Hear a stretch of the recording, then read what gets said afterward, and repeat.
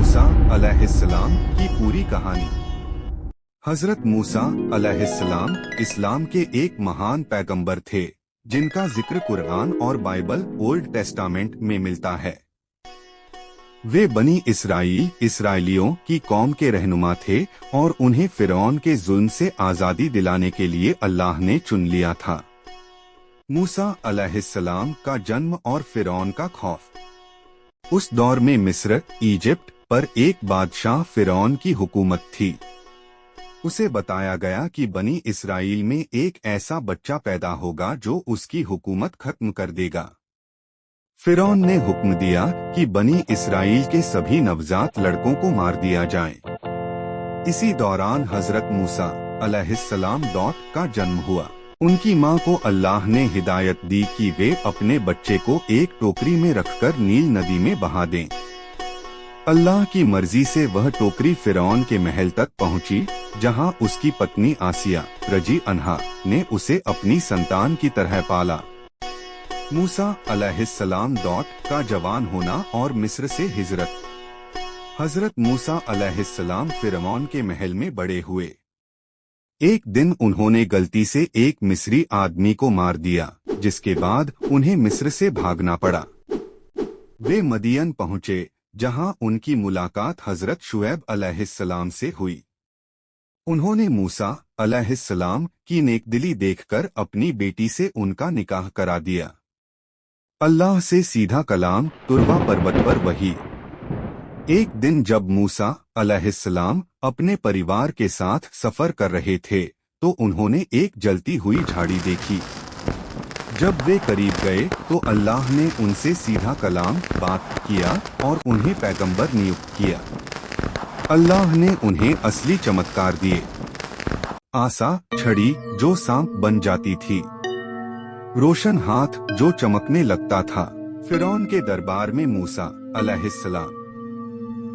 अलैहिस्सलाम अपने भाई हजरत हारून अलैहिस्सलाम के साथ फिरौन के पास गए और उसे एक अल्लाह की इबादत करने का पैगाम दिया। फिरौन ने इनकार कर दिया और अपने जादूगरों को बुलाया। मूसा अलैहिस्सलाम ने अल्लाह के आदेश से अपनी छड़ी फेंकी, जो एक असली सांप बन गई और जादूगरों के नकली सांपों को निगल गई। जादूगरों को यकीन हो गया कि यह जादू नहीं बल्कि खुदा की ताकत है, और वे मुसलमान हो गए। बनी इसराइल की रिहाई और समुद्र का दो भागों में बंटना। फिरौन ने बनी इसराइल पर और जुल्म ढाना शुरू कर दिया। अल्लाह ने फिरौन पर कई आजमाइशें, प्लेग, टिड्डी दल, खून की बारिश, मेंढकों की बाढ़ इत्यादि भेजी, लेकिन वह न माना। अल्लाह के हुक्म से मूसा अलैहिस्सलाम अपनी कौम को लेकर मिस्र से निकल पड़े। फिरौन ने अपनी सेना के साथ उनका पीछा किया।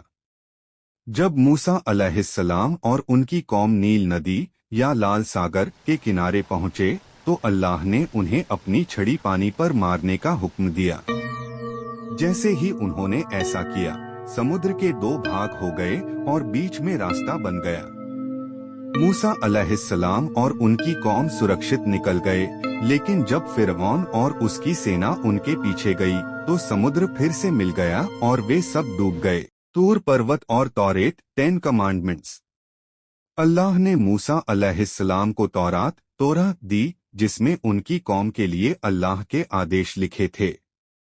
जब मूसा अलैहिस्सलाम तूर पर्वत पर गए, तो उनकी कौम ने उनके इंतजार में बछड़े की पूजा शुरू कर दी। लौटने पर मूसा अलैहिस्सलाम ने उन्हें सख्त फटकार लगाई। हजरत मूसा अलैहिस्सलाम की वफात। मूसा अलैहिस्सलाम ने अपनी कौम को फिलिस्तीन की सरजमीन पर बसने का आदेश दिया, लेकिन बनी इसराइल डर के कारण जिहाद से बचना चाहते थे। अल्लाह ने उन्हें 40 साल तक जंगलों तिहा में भटकने की सजा दी। इसी दौरान मूसा अलैहिस्सलाम की मृत्यु हो गई। सबक और शिक्षा मिलती है कि अल्लाह पर भरोसा रखें, चाहे हालात कितने भी मुश्किल हों। सत्य और न्याय के लिए संघर्ष करें, जुल्म के आगे झुके नहीं। सब्र और शुक्र हर हाल में जरूरी हैं। शिर्क, अल्लाह के अलावा किसी की पूजा बहुत बड़ा गुनाह है। निष्कर्ष हजरत मूसा अलैहिस्सलाम की जिंदगी सब्र, संघर्ष और अल्लाह पर यकीन की मिसाल है। उन्होंने बनी इसराइल को जुल्म से आजाद कराया और तौरेत जैसी महान किताब दी। उनकी कहानी आज भी दुनिया के 3 बड़े धर्मों इस्लाम, ईसाई और यहूदी धर्म में आदरपूर्वक बताई जाती है। कहानी अच्छी लगी तो चैनल को लाइक, शेयर और सब्सक्राइब करें।